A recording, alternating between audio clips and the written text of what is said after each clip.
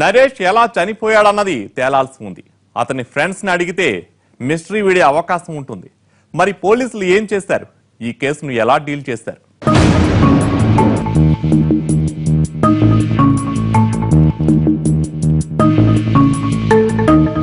Dead body కనిపించిన ప్రాంతంలో ఇద్దరు కానిస్టేబుల్స్ మఫ్టీలో నిఘా పెట్టారు.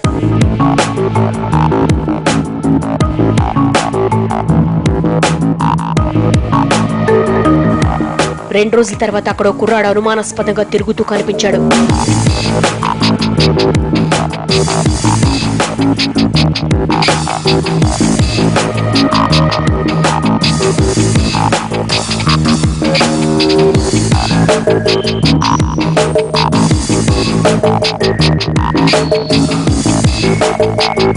ఏయ్, నీ పేరేంటి? నీకెక్కడేం పనిరా? ఎక్కడుంటావు నువ్వు? ఏం చేస్తుంటావు అంటూ ప్రశ్నల బాణాలు సంధించారు.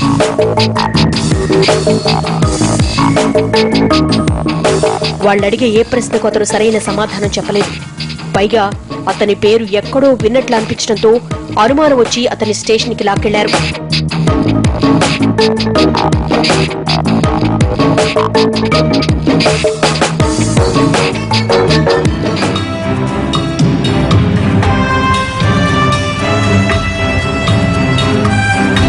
సార్, ఇతను నరేష్ శవం దొరికిన చోట అటు ఇటు తిరుగుతుంటే తీసుకొచ్చాం. పైగా ఇతను ఏ ప్రశ్నకు సరిగ్గా సమాధానం చెప్పట్లేదు అన్నారు. నీ పేరేంటి? అసలు ఎందుకు అక్కడ తిరుగుతున్నావు? సూటిగా అడిగాడు ఎస్ఐ. భయంగా నా పేరు పోచర్ల పండు సార్, ఊరికే అక్కడ తిరుగుతున్నాను అన్నాడు. ఊరికేనా? ఏం నీకేం పని లేదా? అవును, నీ పేరేమన్నావు? పండు కదూ? ఈ పేరెక్కడో విన్నానే. నీకు నరేష్ తెలుసు కదా అన్నాడు ఎస్ఐ.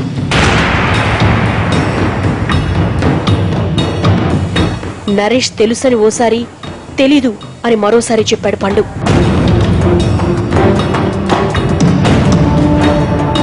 అనుమానం వచ్చిన ఎస్ఐ నరేష్ తల్లి కృష్ణమ్మ చెప్పిన వివరాలు గుర్తు చేసుకుని, డౌట్ లేదు, నువ్వు నరేష్ ఫ్రెండ్వే కదూ అని గద్దించాడు. అప్పటికి అతడు సరిగా సమాధానం చెప్పకపోవడంతో పోలీసులు తమదైన స్టైల్లో కోటింగ్ ఇచ్చేసరికి పండు నోటి వెంట నిజాలు తన్నుకుంటూ వచ్చాయి.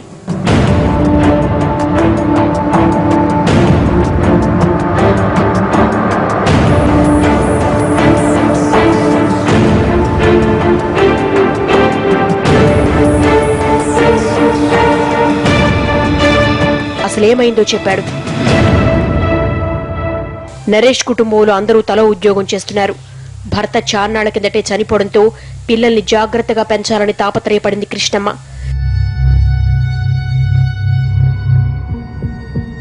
కానీ పెద్ద కొడుకైన నరేష్ మాత్రం వ్యసనాలకు బానిసయ్యాడు. అతడు చిన్న ఉద్యోగం చేస్తున్న జీతమంతా తాగుడికే తగలేసేవాడు. సంపాదించే డబ్బు చాలక ఇంట్లో వాళ్లను కూడా అడిగేవాడు. పదే పదే వేధించేవాడు.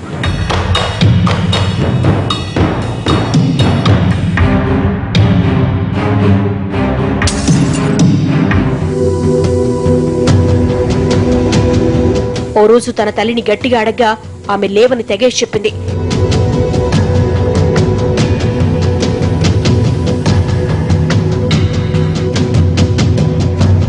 తమ్ముడు కూడా అడిగాడు. తను కూడా లేవనడంతో కోపం వచ్చి అతన్ని కొట్టబోయాడు.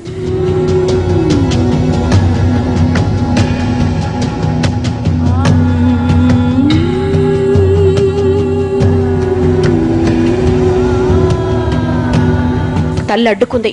ఆ గొడవ జరుగుతుండగా అప్పుడే వాళ్ళకు బంధువైన పండు వచ్చి నరేష్ ను నిలువరించాడు.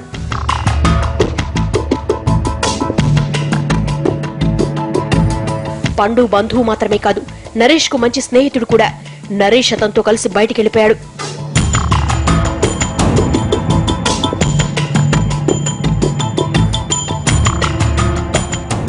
తాగుడుకు అలవాటైన ప్రాణాలు కావడంతో మందు కోసం మనసు లాగేసింది. చేతిలో చిల్లి గవ్వలేదు.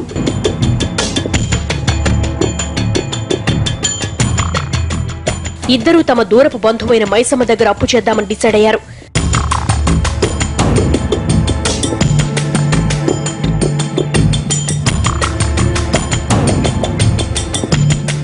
తిన్నగా ఆమె ఇంటికెళ్లారు.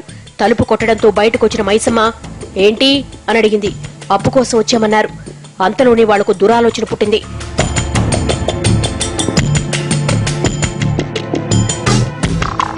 మైసమ్మ ఒంటిపై బంగారు నగలు గాజులున్నాయి. వాటినమ్మితే వేలొస్తాయనుకున్న వాళ్లు అప్పు కోసమంటూ ఆమె ఇంట్లోకొచ్చారు.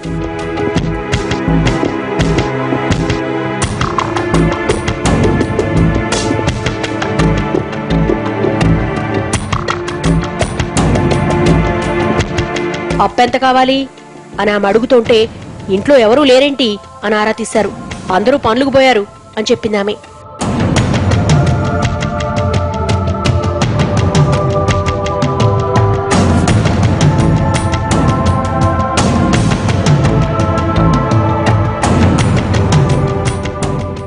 అదే అదుననుకున్న వాళ్లు రెచ్చిపోయారు.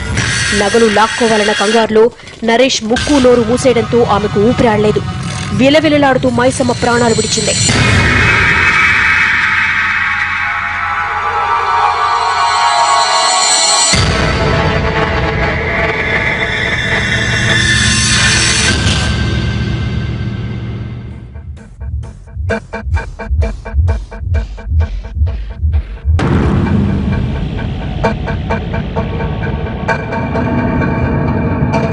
అయ్యిందేదో అయిపోయింది.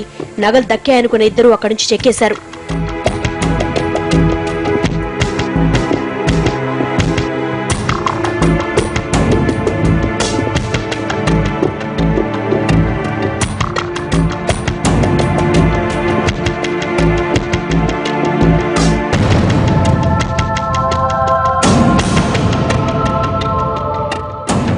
తాగుడికి బానిసయ్యే నరేష్ లాంటి వాళ్ళు ఇలాంటి దారుణాలకే తెగపడే ప్రమాదం ఉంటుంది. మైసమ్మ హత్య తర్వాత జరిగిన తంతేంటో